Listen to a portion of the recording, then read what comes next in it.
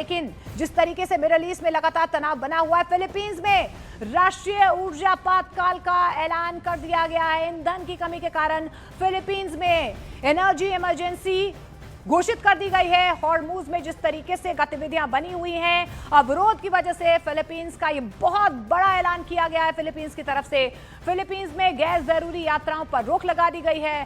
Philippines ने work from home का ऐलान किया है।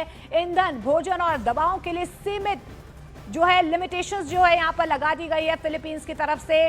तो महायुद्ध का असर जो है बस सीधे तौर पर यहाँ पर एनर्जी इमरजेंसी फिलीपींस की तरफ से घोषित कर दी गई है और इसका असर जो है अब सीधे तौर पर फिलीपींस में देखा भी जा रहा है। वर्क फ्रॉम होम वहां पर कर दिया गया है। इसके अलावा दवाइयां भी और जरूरी सामान भी लिमिटेड कर दी गए हैं। लेकिन महायुद्ध का असर अब पूरी दुनिया की अर्थव्यवस्था पर साफ तौर पर दिखने लगा है। तेल की कीमतें $100 के करीब पहुंच चुकी है, जिससे अमेरिका, यूरोप, जापान और ब्रिटेन में बिजनेस ग्रोथ धीमी पड़ती हुई नजर आ रही है और कंपनियों की लागत बढ़ गई है। एशियाई बाजारों से $50 अरब से ज्यादा विदेशी निवेश बाहर निकल चुका है, जिससे बाजारों में डर का माहौल देखा जा रहा है। हालात ऐसे हो गए कि फिलीपींस को एनर्जी इमरजेंसी तक घोषित करनी पड़ी है। एक्सपर्ट की ये चेतावनी है कि अगर हालात ऐसे ही रहे तो अगले कुछ दिनों में दुनिया को महंगाई और मंदी के दोहरे संकट से जूझना पड़ सकता है। और इस बीच आपको ये भी बता दें कि पश्चिम एशिया में जारी युद्ध अब सिर्फ क्षेत्रीय संघर्ष नहीं बल्कि वैश्विक अर्थव्यवस्था को हिलाने वाला संकट बन चुका है। ईरान और अमेरिका इजरायल के बीच बढ़ते तनाव ने तेल आपूर्ति की सबसे अहम धुरी हॉर्मुज स्ट्रेट को संकट में डाल दिया है और अब दुनिया भर पर इसका असर दिखाई दे रहा है। इस बीच आपको यह भी बता दें, देखिए कहां पर किस तरीके से ग्लोबली इंपैक्ट पड़ता हुआ नजर आ रहा है। सबसे पहले तेल की बात कर लेते हैं।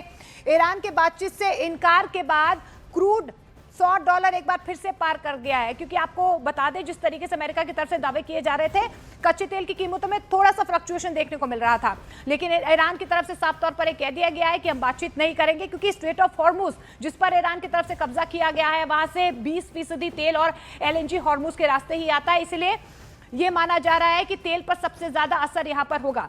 शेयर बाजार की बात कर लेते हैं, शेयर मार्केट की बात कर लेते हैं। देखिए निवेशकों में डर कहीं ना कहीं है। निवेशकों ने $50 अरब से ज्यादा निकाल लिए हैं। ताइवान की अगर हम बात कर लेते हैं तो ताइवान से सबसे ज्यादा $25.28 बिलियन निकाले गए हैं।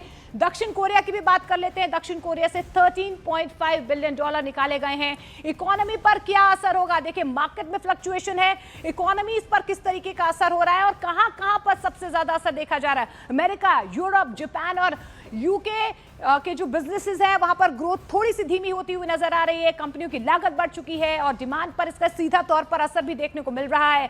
इसके अलावा देखिए डर क्या है, महंगाई बढ़ जाएगी, ग्रोथ घट जाएगी और इसकी वजह से ग्लोबल इंपैक्ट ये है कि फिलीपींस ने देखिए एनर्जी इमरजेंसी यहां पर घोषित कर दी है, जिसकी वजह से सरकारें राशन, फ्यूल और सप्लाई को कंट्रोल करने में जुटी हुई हैं। तो ये ग्लोबल इंपैक्ट जो है पड़ता हुआ नजर आ रहा है। लेकिन इस बीच एक अहम खबर आपको बता दें, ईरान के राष्ट्रपति मसूद पेजेश्कियान ने कहा है कि हम विश्व भर के कई देशों की जनता में जागृति देख रहे हैं। उन्होंने कहा कि पाकिस्तान, तुर्की, इराक, लेबनान, मिस्र और अरब देशों की जनता अमेरिका, इजरायल और उनके अपराधों के प्रति अपनी घृणा को मुखर रूप से व्यक्त कर रही है। ये पेजेश्कियान की तरफ से दावा किया गया है, क्योंकि जिस तरीके से यहाँ पर बातचीत की बात हो रही है, लेकिन यहाँ पर पेजेश्कियान ने कहा है कि विश्व भर से देख रहे हैं कि किस तरीके से समर्थन यहां पर ईरान का हो रहा है। लेकिन पश्चिम एशिया में जारी युद्ध के बीच ईरान में बहुत बड़ा नेतृत्व बदलाव हुआ है। ईरान ने बाकर जुल्काद्र को सुप्रीम नेशनल सिक्योरिटी काउंसिल का नया सचिव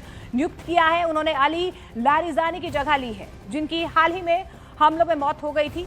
इस बदलाव को ईरान की सुरक्षा रणनीति में बहुत बड़ा कदम माना जा रहा है, क्योंकि यह फैसला ऐसे वक्त पर हुआ है जब देश युद्ध और हमलों का सामना कर रहा है। इसके पहले आपको ये भी बता दें कि ये रेवोल्यूशनरी गार्ड कमांडर रह चुके हैं। ये गार्ड में ब्रिगेडियर जनरल के पद तक पहुंचे थे। फिलहाल ये ईरान की एक्सपीडियंसी काउंसिल के सचिव के तौर पर भी काम कर रहे थे।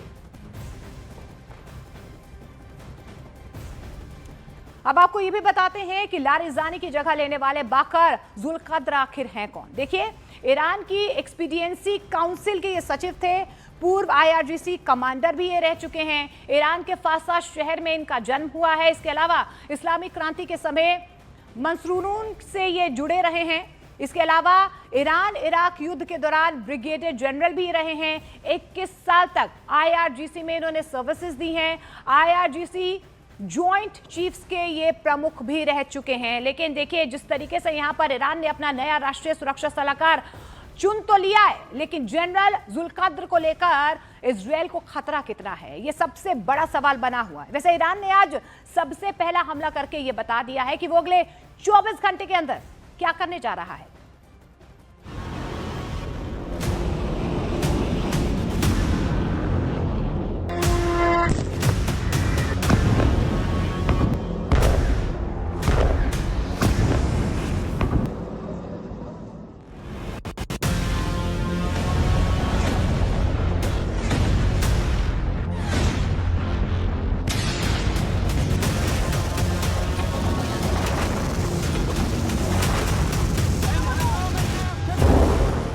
क्या ये सजील थी?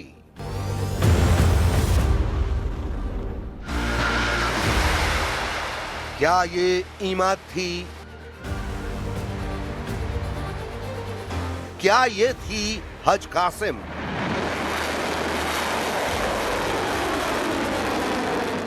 या फिर ये थी खैबर शिकन, जिसकी वजह से नेतन्याहू और डोनाल्ड ट्रंप दोनों के माथों पर शिकन नजर आने लगी है। इजराइल के डिमोना पर अटैक, हाइफा में जलती हुई रिफाइनरी और मारा गया अमेरिका का सबसे कामयाब फाइटर जेट। इन 3 तस्वीरों ने डोनाल्ड ट्रंप के दिलो दिमाग को झकझोर कर रख दिया है। इन 3 तस्वीरों ने बता दिया है कि डोनाल्ड ट्रंप ईरान के खिलाफ कुछ ऐसा करने जा रहे हैं जिसके बाद या तो ये जंग खत्म हो जाएगी या फिर शुरू हो जाएगा विश्व युद्ध।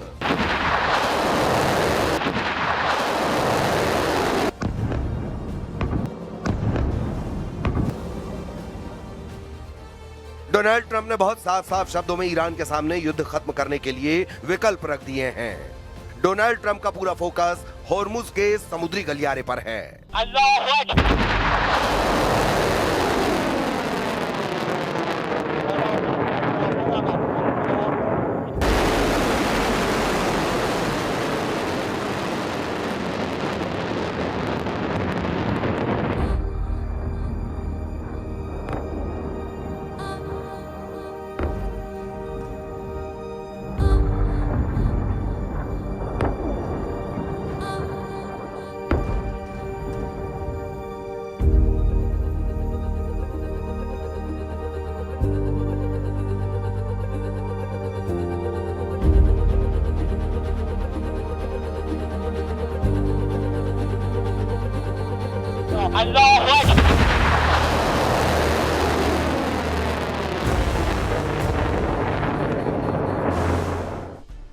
ईरान के मिसाइलों ने और होर्मुज में ईरान के पहरे ने डोनाल्ड ट्रंप और नेतन्याहू को सोचने पर मजबूर कर दिया है। अमेरिका और इजराइल दोनों इस युद्ध को कुछ दिनों के अंदर जीतने के इरादे से उतरे थे, लेकिन चौथे हफ्ते में यह जंग जारी है और ईरान बराबर से नहीं बल्कि डबल ताकत से लड़ रहा है। अगर अमेरिका या इजराइल की वायुसेना ऐसे और बिजली ठिकानों को टारगेट करते हैं तो युद्ध रुकेगा नहीं बल्कि और तेज होगा, और इसके लिए ईरान ने पलटवार वाली वार्निंग भी जारी कर दी है। ईरान की मिलिट्री लीडरशिप कई कमांडर्स के मारे जाने के बाद भी इजराइल पर लगातार हमले कर रही है। डिमोना और अरद शहर पर हुए हमलों ने बता दिया है कि ईरान की मिसाइल ताकत बरकरार है, उनके पास मिसाइलों का भंडार है। इसी बुनियाद पर ईरान ने बता दिया है कि अगर उसके बिजली पावर प्लांट पर हमला किया गया तो पलटवार कैसा होगा।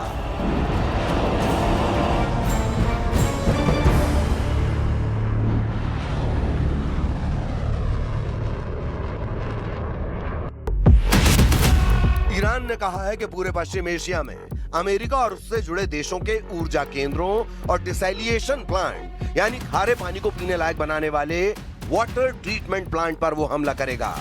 यानी अमेरिका अगर ईरान के बिजली ठिकानों पर वार करेगा तो ईरान का पलटवार इजराइल और खाड़ी देशों के बिजली ठिकानों और पानी साफ करने वाले वाटर ट्रीटमेंट प्लांट पर होगा।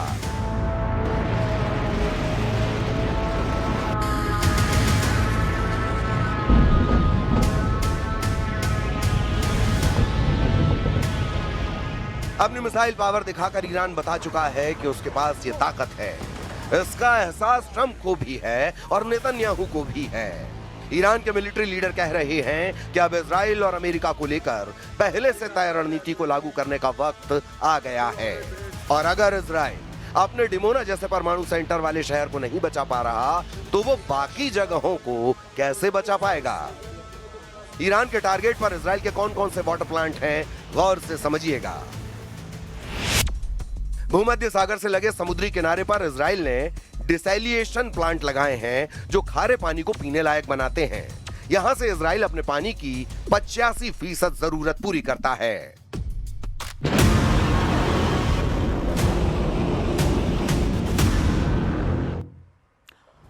और ईरान के खिलाफ अमेरिका और इजराइल का युद्ध अगले 24 घंटे में किसी तरफ भी पलट सकता है, क्योंकि ट्रंप की धमकी और साथ में ईरान के पलटवार वाले गेम के बीच एक नए खतरे का अलर्ट भी है।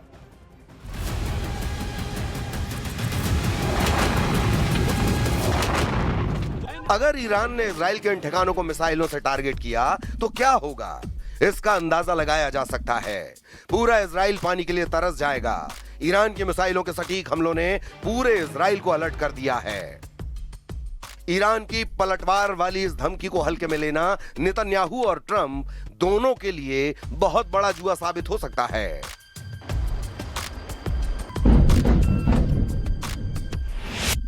ईरान के टारगेट पर है अश्केलोन प्लांट। यह कभी दुनिया का सबसे बड़ा प्लांट था जो खारे पानी को पीने लायक बनाता है। दूसरा है हदेरा डिसैलिनेशन प्लांट। तीसरा है सोरेक प्लांट, दुनिया का सबसे आधुनिक प्लांट कहा जाता है। चौथा है पालमाचिम डिसैलिनेशन प्लांट, यह तेल अवीव के दक्षिण में है। पांचवा है अशदोद प्लांट, जो दक्षिण इजराइल के लिए काफी जरूरी है। Oh my God.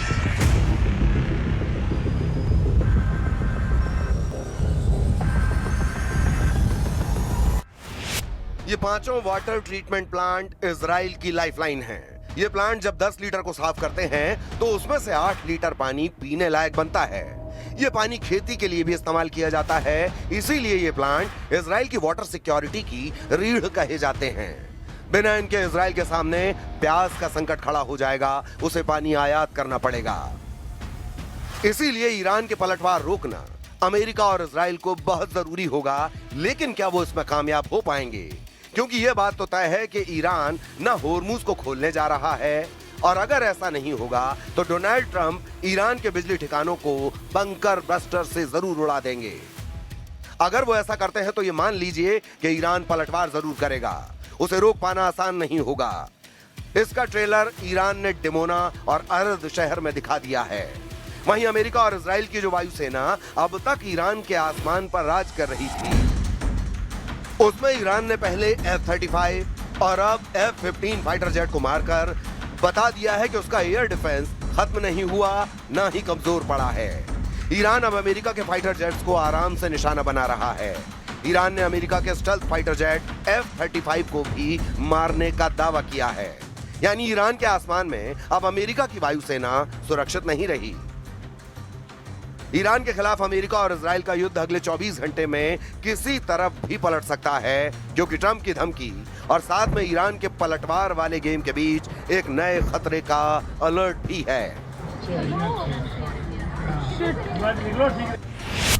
अमेरिकी मीडिया में खबर है कि इजराइल ने अमेरिका को बताया है कि अब ईरान की मिसाइलों को रोकना मुश्किल है, क्योंकि उसकी बैलिस्टिक मिसाइल इंटरसेप्टर खत्म होने जा रही हैं। मीडिया में यह खबर अमेरिकी अधिकारियों के हवाले से छापी गई है।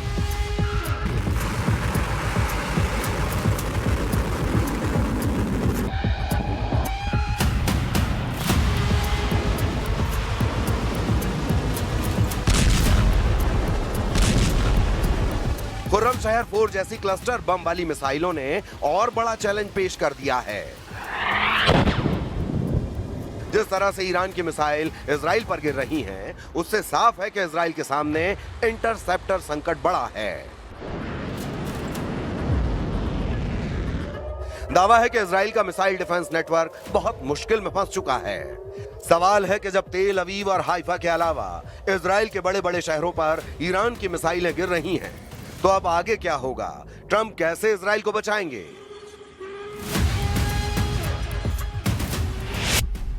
रिपोर्ट में दावा किया गया कि इजराइल के मिसाइल संकट के बारे में पेंटागन को पहले से पता था, फिर भी ईरान के खिलाफ युद्ध की शुरुआत की गई।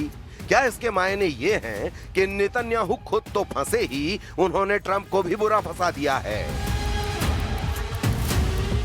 अब इजराइल को बचाने की पूरी जिम्मेदारी अमेरिका की है और इसीलिए दक्षिण कोरिया से थर्ड सिस्टम मंगाया गया है। जाहिर है अब युद्ध का फैसला इस मुद्दे पर होगा कि कौन आखिरी वक्त तक दूसरे पर वार कर पाएगा।